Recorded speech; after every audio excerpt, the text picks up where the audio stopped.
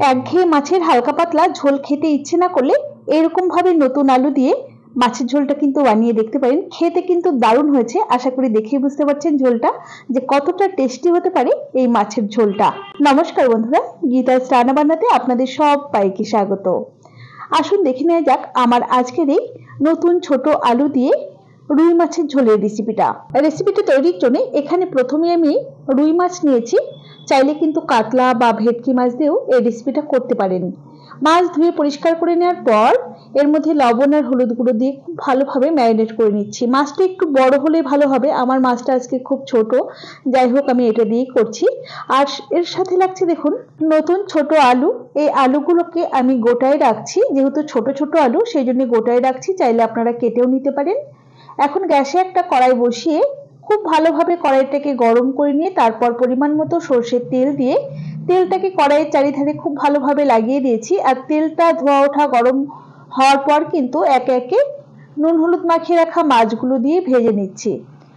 এই মাছগুলো যেহেতু একদমই টাটকা মাছ, সেই জন্য কিন্তু খুব একটা বেশি কড়া করে ভাজা যাবে না, তাহলে খেতে ভালো লাগবে না। টাটকা মাছ একটু হালকা করে ভেজে নিলেই কিন্তু এর টেস্টটা বেশি ভালো হয়। দেখুন মাছ ভাজা হয়ে গেছে, তেল ঝরিয়ে মাছগুলোকে একটা পাত্রের মধ্যে তুলে নিয়েছি। এখন কড়াইয়ের বাদবাকি তেলের মধ্যেই সেই নতুন ছোট আলুগুলোকে দিয়ে দিচ্ছি। আলুর খোসাটাকে তুলে নিয়ে খুব ভালোভাবে ধুয়ে আমি দিয়েছি, আর গোটাই দিচ্ছি, আপনারা চাইলে কেটেও নিতে পারেন। এর মধ্যে অল্প পরিমাণ লবণ আর হলুদ গুঁড়ো দিয়ে নাড়াচাড়া করে ঢাকা দিয়ে আলুগুলোকে ভেজে নেব। অনেকে ভাবতে পারেন এরকম ভাবে মাছের ঝোল রান্না করলে কি খেতে ভালো লাগবে।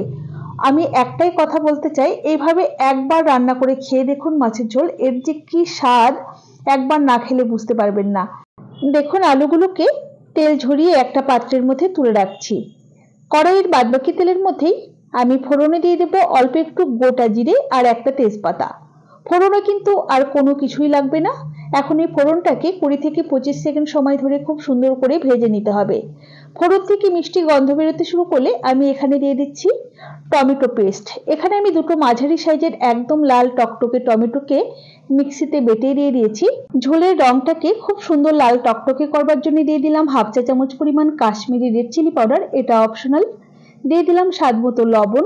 লবণ দিলে তেলটা কিন্তু আর ছিটকবে না, সেই জন্য এই সময়তেই আমি লবণটা অ্যাড করে দিলাম। খুব ভালোভাবে নাড়াচাড়া করে মিডিয়াম ফ্লেমে মশলাটাকে মানে টমেটোটাকে খুব সুন্দর করে কষিয়ে নিতে হবে, যাতে করে টমেটোর কাঁচা গন্ধটা না থেকে যায়। আর টমেটো আর কাশ্মীরি রেড চিলি পাউডার যদি একসাথে কষিয়ে নেওয়া হয় তাহলে কিন্তু রান্নার রংটা খুব ভালো আসে। দেখুন খুব সুন্দর কষিয়ে নেবার পর এর মধ্যে অ্যাড করে দিচ্ছি জিরে আর শুকনো লঙ্কা বাটা। আমি 1.5 চা চামচ পরিমাণ গোটা জিরে আর 3টে শুকনো লঙ্কা একই সাথে শিলে খুব মিহি করে বেটে সেটাই দিয়ে দিলাম। একটু ভালো কিছু খেতে গেলে একটু কষ্ট তো করতেই হবে, শিলে মশলা বেটে রান্নার স্বাদ কিন্তু সত্যিই বন্ধুরা অপূর্ব লাগে খেতে। একই সাথে এর মধ্যে দিয়ে দিয়েছি হাফ চা চামচ পরিমাণ আদা বাটা, হাফ টিস্পুন হলুদ গুঁড়ো আর হাফ টিস্পুনের মতো চিনি। এইটুকু চিনি দিলে রান্নাতে মিষ্টি হয়ে যাবে না, স্বাদের ব্যালেন্সটা একদমই ঠিকঠাক থাকবে। মশলাটাকে মিডিয়াম ফ্লেমে খুব সুন্দর করে কষিয়ে নিতে হবে। মশলা কষিয়ে নেওয়া যত ভালো হবে রান্নার স্বাদ কিন্তু বন্ধুরা ঠিক ততটাই বেশি ভালো আসবে। খুব সুন্দর কষিয়ে নেবার পর আমি ভেজে রাখা আলুগুলো দিয়ে দিয়েছি আর সাথে অল্প পরিমাণে একটু জল দিয়েছিলাম। এখন খুব ভালোভাবে নাড়াচাড়া করে নিয়ে একদম গ্যাসের ফ্লেমটা কমিয়ে রেখে ঢাকা দিয়ে মোটামুটি 5-6 মিনিট সময় ধরে কষিয়ে নিলাম। এখন ঢাকাটাকে ওপেন করে নিয়ে একটু নাড়াচাড়া করে নিচ্ছি।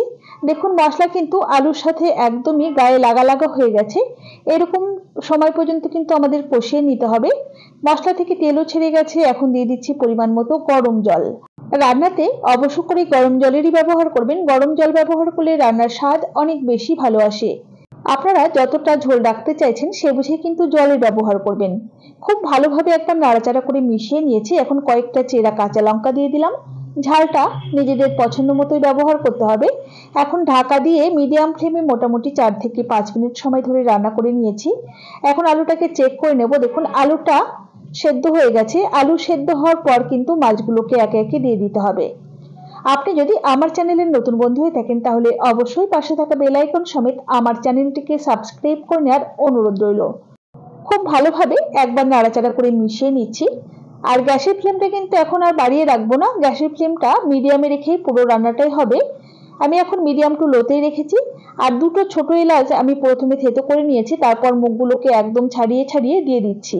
এই রান্নাতে আমরা কোনো রকম গরম মশলা গুঁড়োর ব্যবহার করব না, তো ছোট এলাচের ব্যবহারটা কিন্তু করতেই হবে, এটা কিন্তু মাস্ট। এখন আমি 2 মুঠো পরিমাণ কড়াইশুঁটি বা মটরশুঁটি ছাড়িয়ে ধুয়ে সেটাই কিন্তু দিয়ে দিলাম। এটা কিন্তু দেবেন, খেতে কিন্তু বন্ধুরা দারুণ লাগে। এখন গ্যাসের ফ্লেমটা মিডিয়াম টু লোতে রেখে ঢাকা দিয়ে আরো মোটামুটি 3 থেকে 4 মিনিট সময় ধরে রান্না করে নেব, যাতে সমস্ত কিছুই একই সাথে খুব সুন্দর মজে যায়। দেখুন মোটামুটি 3-4 মিনিট পরেই আমি ঢাকাটাকে ওপেন করে নিলাম। ঝোলটা কিন্তু অনেকটাই কমে গেছে আর বেশ সুন্দর ঘন হয়ে গেছে, ঝোলটা অনেকটা রসার মতো হয়ে গেছে, দেখতেও কিন্তু ভারী সুন্দর হয়েছে।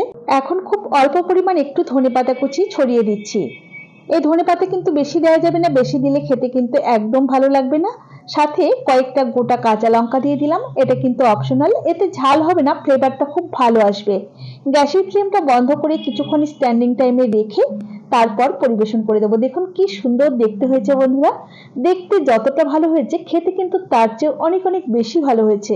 যাই হোক, আমার এই মাছের ঝোলের রেসিপিটা আপনাদের কেমন লেগেছে অবশ্যই আমাকে কমেন্ট বক্সে কমেন্ট করে জানাতে ভুলবেন না যেন। ভালো লাগলে অবশ্যই একটি লাইক করবেন আর বন্ধুদের সাথে প্রচুর প্রচুর শেয়ার করবেন। তাহলে আজ এই পর্যন্তই। সকলে ভালো থাকবেন, সুস্থ থাকবেন, হাজির হয়ে যাব নতুন কোনো রেসিপি নিয়ে। ধন্যবাদ।